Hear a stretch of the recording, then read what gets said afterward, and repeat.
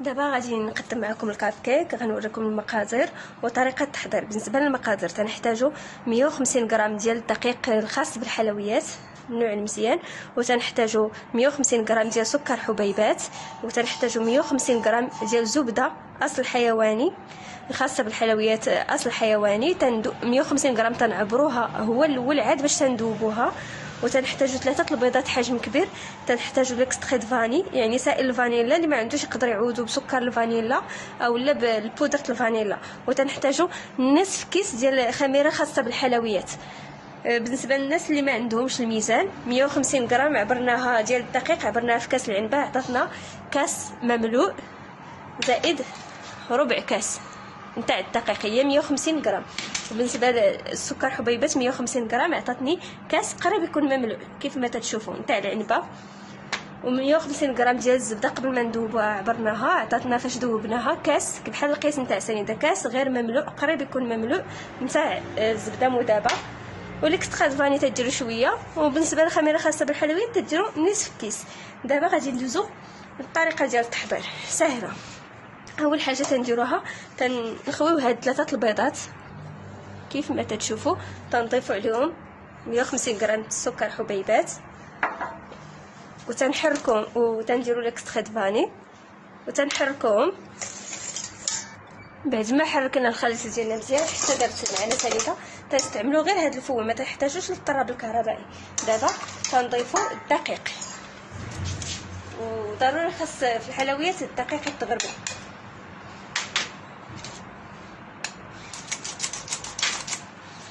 نضيفو شوي بشوي وتنحركو، نخويو نصف كميه الدقيق، تنديرو الخميره خاصه بالحلويات وتنحركو وتنستمروا. بعد ما حصلنا على هذا الخليط بهذا القوام ثقيل كيف ما تتشوفوا ماشي مشكل واخا ثقيل هكا، تنزيدوا الزبده شوي بشوي وتنحركو.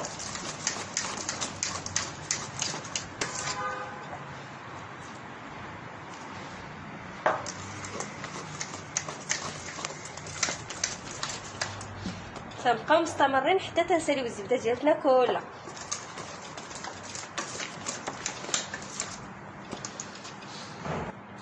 دابا حصلنا على الخليط ديال بحال هكا ثقيل. بعد ما سالينا داك 150 غرام الزبده كلها هكا كما تتشوفوا، في المرحله الاخيره تزيدوا لي بيبي الشوكولا يكونوا باردين، نجيبوهم من الثلاجه، ومن الاحسن يكون النوع المزيان. هاد لي بيبي الشوكولا يكون النوع المزيان من الاحسن.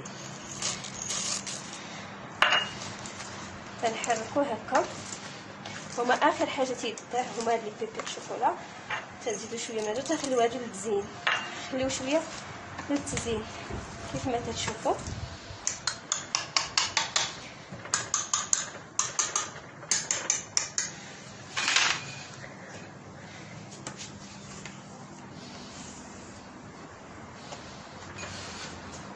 دابا تنحتاجوا لهاد المول هذا، وتنحتاجوا لهاد القويعطات هادو نتاع خاصين بالكاب كيك.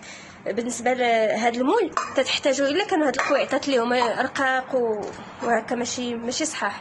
بالنسبه للناس اللي عندهم هادوك الليمون القاصحين، دوك القويعطات القاصحين اللي شادين في راسهم قاصحين ما تيحتاجوش هاد المول هذا، ما تيحتاجوا غير الا كانوا هاد النوع هذا. الا كان داك النوع مزيان اللي تيكون يمكن تيتباع بدرهم البياسه ولا مع 50 سنتيم البياسه ما يحتاجوش هاد المول، ولكن هذا الرقاق هادو ضروري من هاد المول هذا. ما حطيناهم في هذا المول تاعنا. دابا غادي نهزوا هذا الحشوه. بالنسبه اللي عنده بوش يقدر يدير هذا الحشوه في البوش ويقطعها بالمقص من تحت ويخويها، يجي ساهل. اللي ما عندوش يقدر يستعمل معلقه يهز بهم ويحط في هذا الليمون.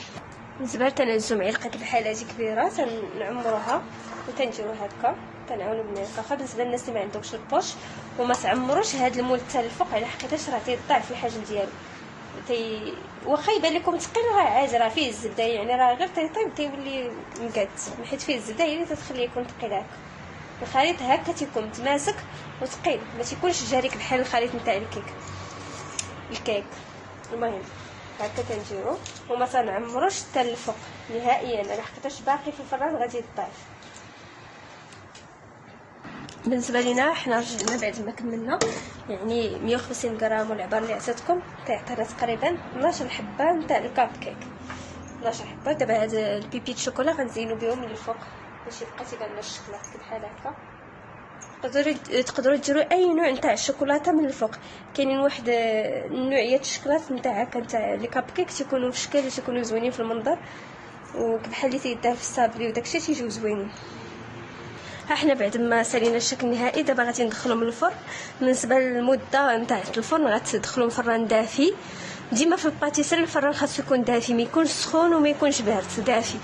وتطيبوا بحال شكل الكيكه، يعني العافيه النار تكون متوسطه.